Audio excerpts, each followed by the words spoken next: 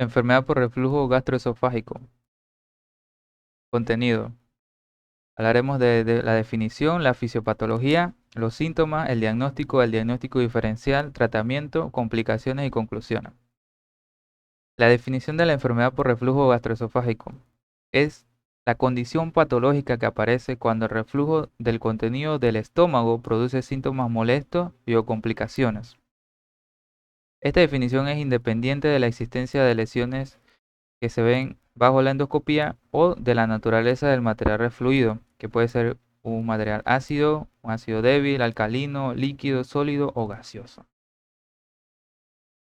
Y les traje una imagen. En la parte superior podemos ver un estómago en pleno proceso de digestión, el esófago, y de aquí les señalo el esfínter esofágico inferior que se encuentra cerrado, ya que el estómago está en pleno proceso digestivo. En la parte inferior podemos ver representada la enfermedad por reflujo gastroesofágico, donde el material del estómago, el material gástrico, se encuentra regresando al esófago, ya que donde estoy señalando, que es el esfínter esofágico inferior, se encuentra abierto y debería estar cerrado para que este proceso, la digestión, se lleve con total normalidad. En color rojo se representan lesiones que se pueden dar en el esófago debido a que el material gástrico es un material ácido que puede causar quemaduras en el esófago. La fisiopatología de la enfermedad por reflujo gastroesofágico. Bien, como primero tengo que decirles que el reflujo gastroesofágico es un fenómeno fisiológico normal. El reflujo gastroesofágico, que acontece principalmente en los periodos postprandiales por relajación del esfínter esofágico inferior y es inducido por la distensión de la cámara gástrica.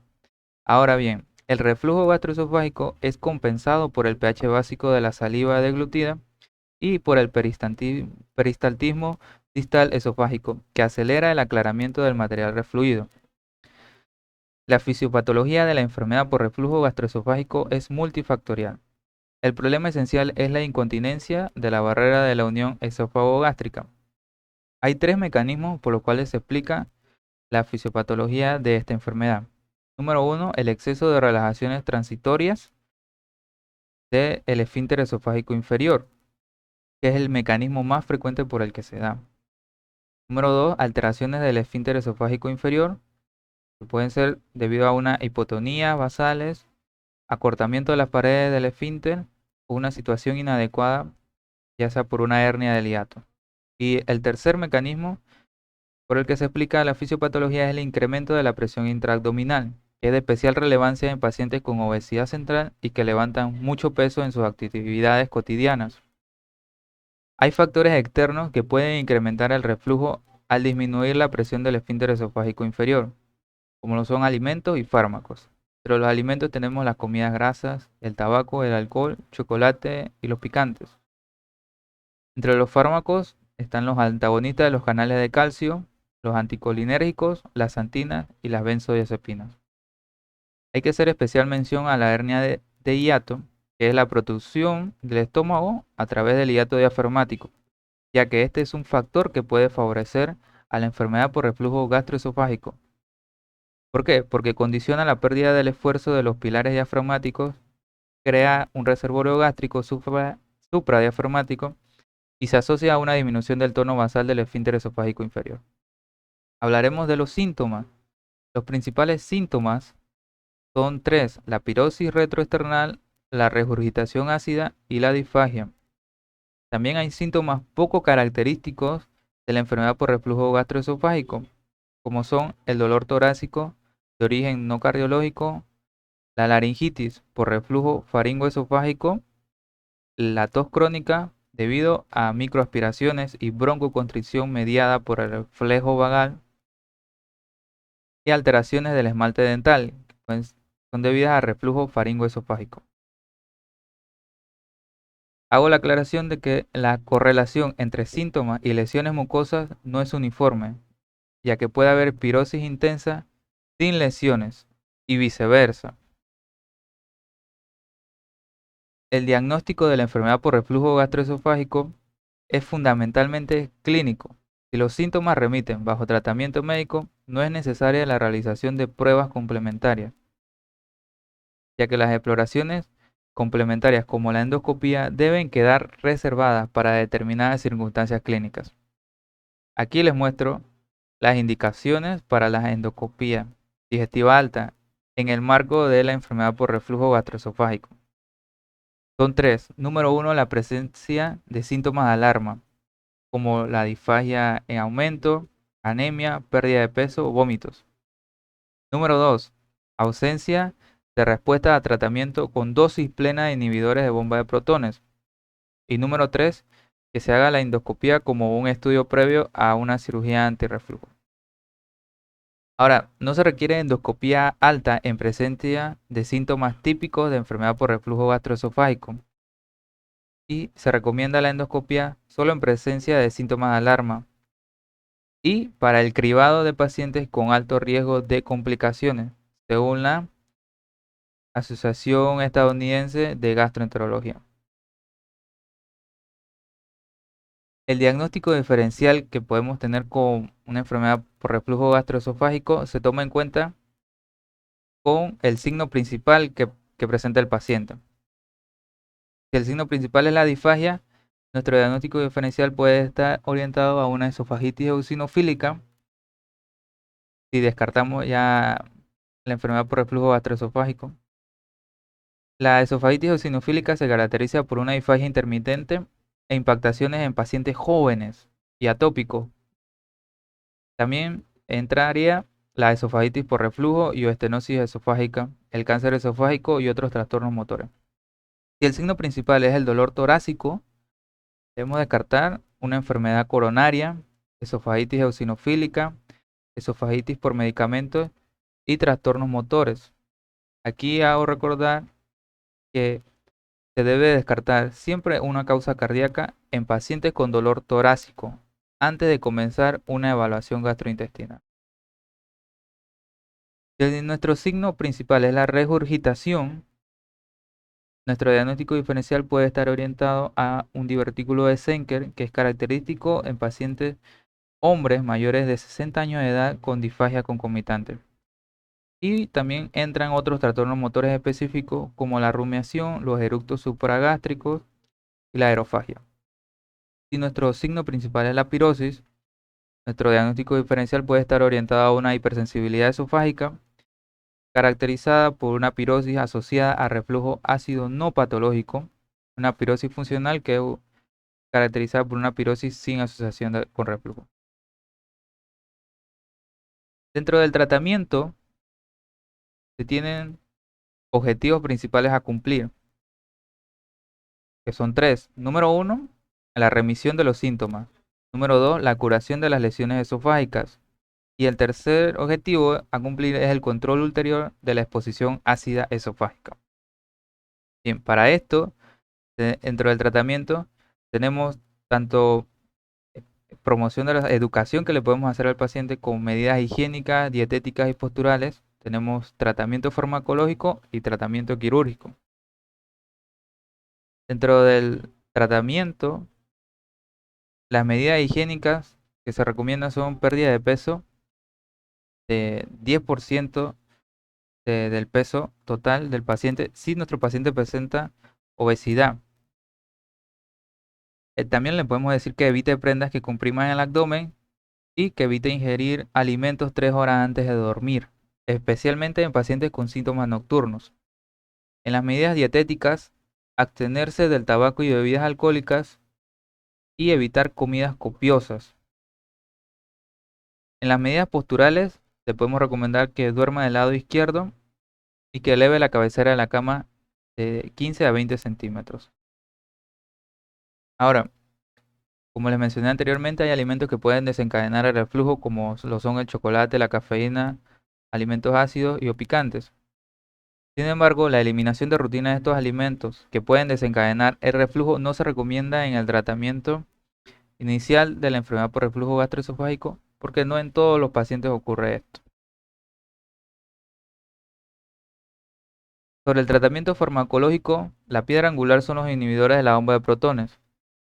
Y en pacientes con síntomas leves se pueden usar antiácidos, antagonistas de los receptores H2. Con un paciente con sospecha clínica de enfermedad por reflujo gastroesofágico y sin datos de alarma, se debe indicar un inhibidor de bomba de protones a dosis convencional y evaluar la remisión sintomática a las 4 semanas. El inhibidor de bomba de protones se debe administrar en ayunas 30 a 60 minutos antes de la primera comida del día para una mayor eficacia. En caso de que remitan los síntomas, se reducen progresivamente la dosis del inhibidor de bomba de protones hasta su eliminación o hasta que se haga un tratamiento a demanda según los síntomas del paciente. En caso de que no haya remisión, se puede doblar la dosis del inhibidor de bomba de protones o cambiar a un inhibidor de bomba de protones con mayor potencia antisecretora.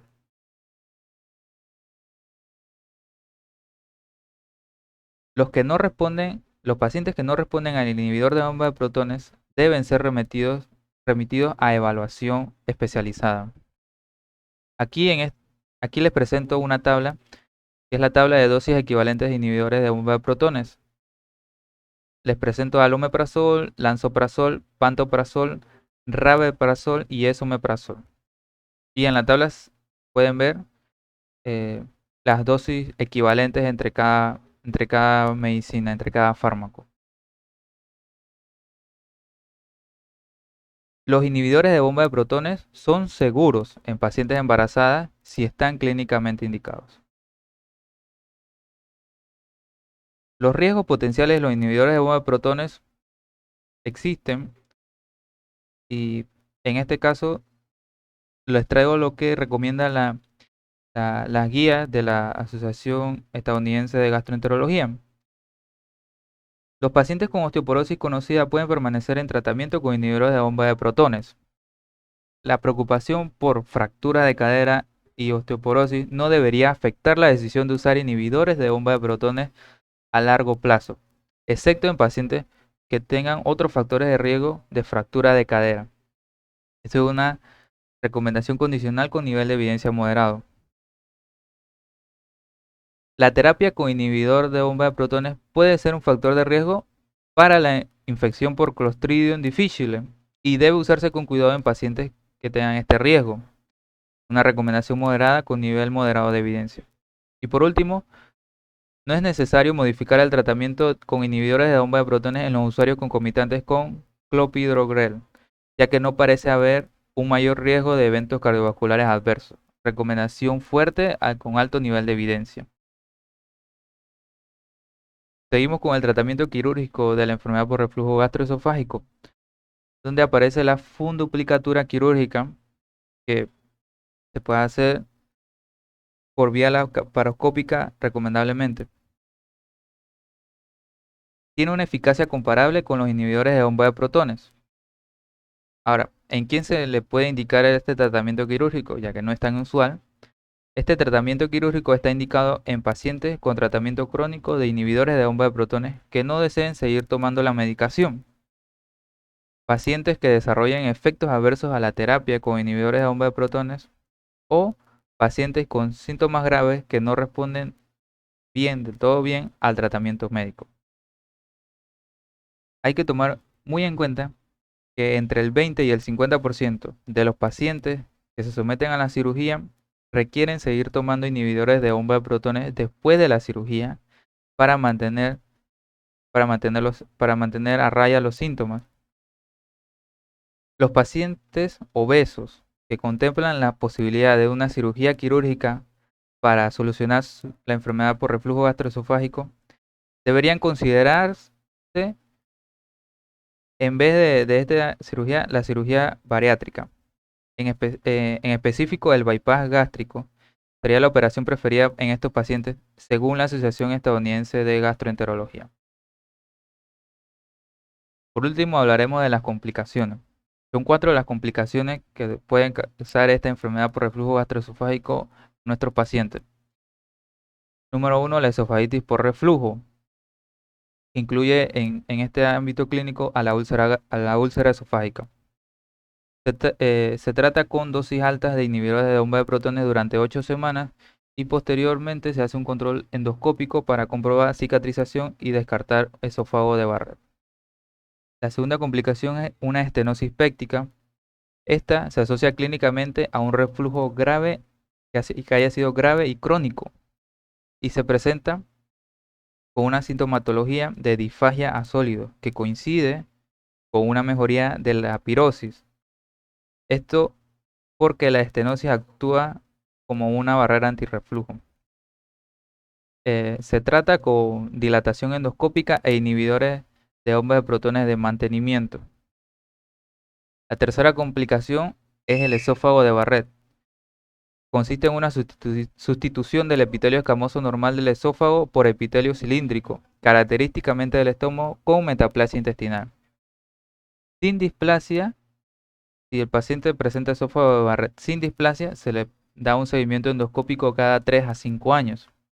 Con displasia cambia la situación y ya requerirá evaluación especializada.